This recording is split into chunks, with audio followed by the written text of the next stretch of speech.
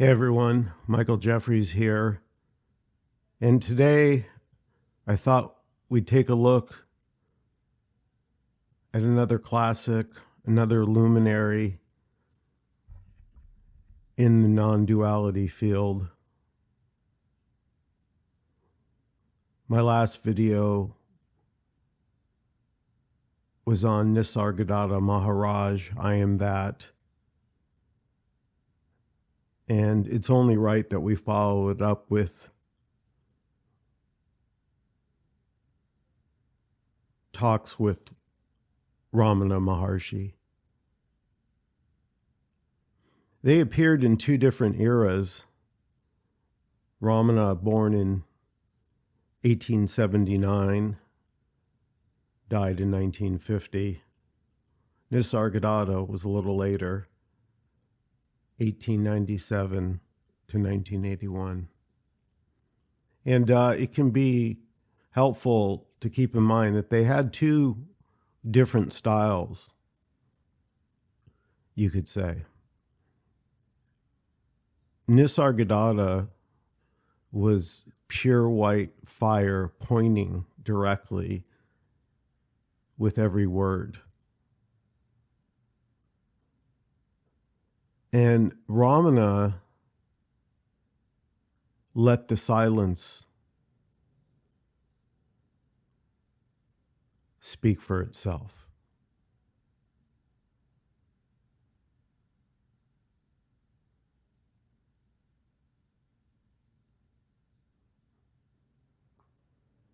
There's no one is better than the other because they're the same one.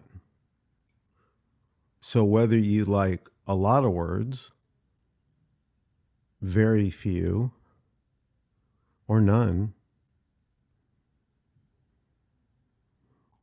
nothing actually changes.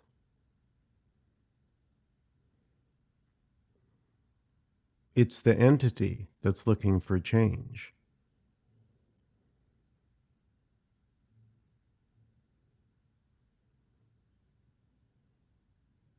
And this is just noticing that you've never been a separate entity.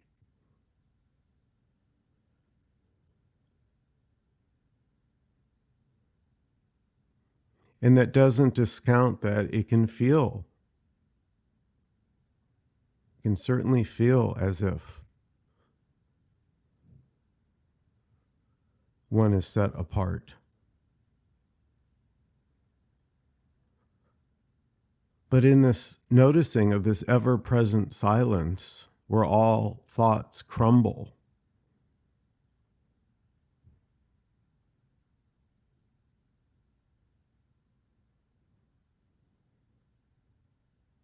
what is always here?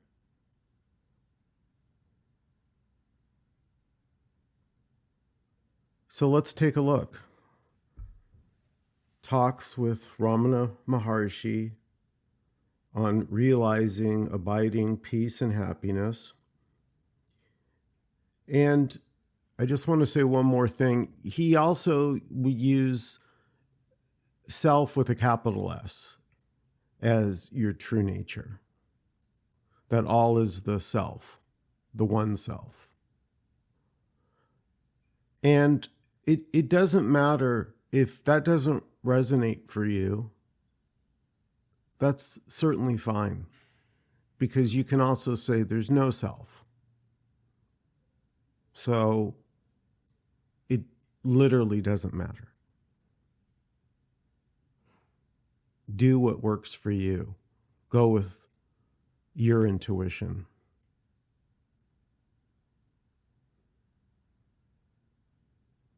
So we're going to look at chapter 4. And this book is divided up into years. And the year that we're going to take a look at is 1938. And some seekers have come to meet with Sri Ramana Maharshi. And we're going to pick up where he answers by pointing out something. He says, so you see that it is wrong to suppose that awareness has passing phases. The self, with a capital S, is always aware.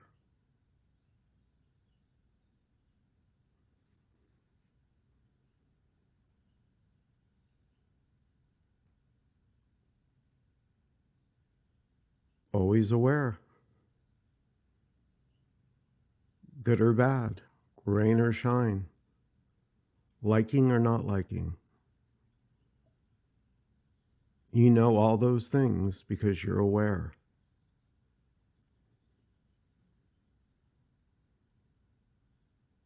And this awareness is unchanging, ever present. It's what's hearing these words right now, and it's what's speaking these words right now.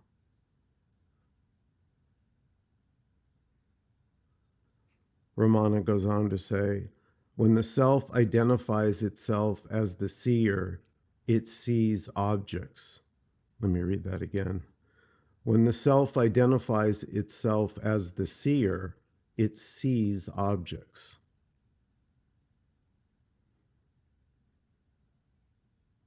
So he's saying the knower of objects, and the objects are connected. The refrigerator isn't seeing itself. I see the refrigerator. Without me, there's no refrigerator.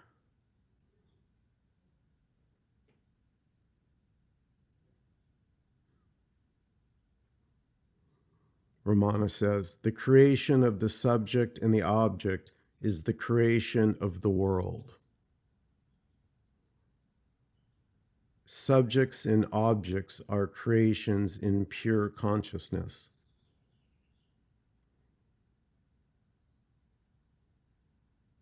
You see pictures moving on the screen in a cinema show. When you are intent on the pictures, you are not aware of the screen.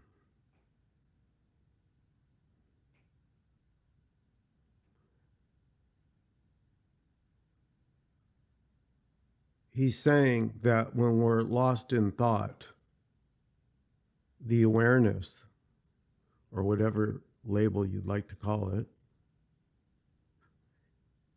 is ever present. It doesn't go anywhere. It's just aware of whatever you seem to be aware of. It's not a separate entity that's aware of it, so it's not personal. So even though it can feel very personal, that's not personal.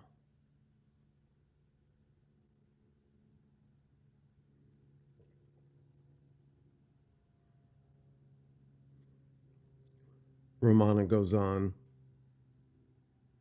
but the pictures cannot be seen without the screen behind. Right? If you didn't have the movie screen, the light would just continue to go off into space and you wouldn't see the images of the movie. So that silent screen that doesn't move allows the movie to be projected on. So you're projecting this on yourself. You're dreaming. This is dreaming itself right now.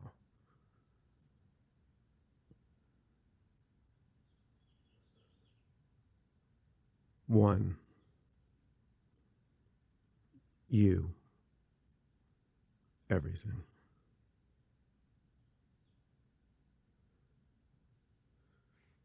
Ramana says, the world stands for the pictures and consciousness stands for the screen.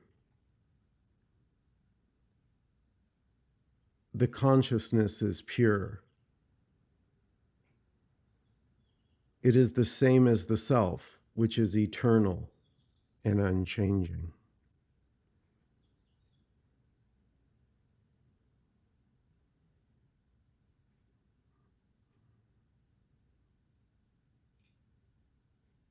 get rid of the subject and object, and pure consciousness alone remains. So let's take a look at that last sentence, because it sounds like a doing, doesn't it? So all I have to do is get rid of the subject and object. Well, how are we going to do that? And do we need to?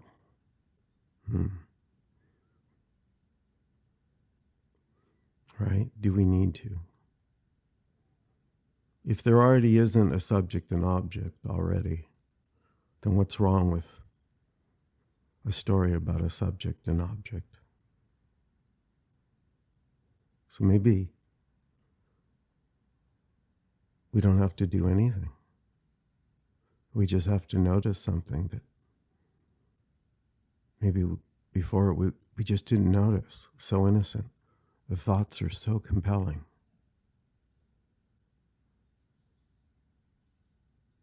You are prior to thought. You don't need thoughts. Thoughts need you. No you, no thought.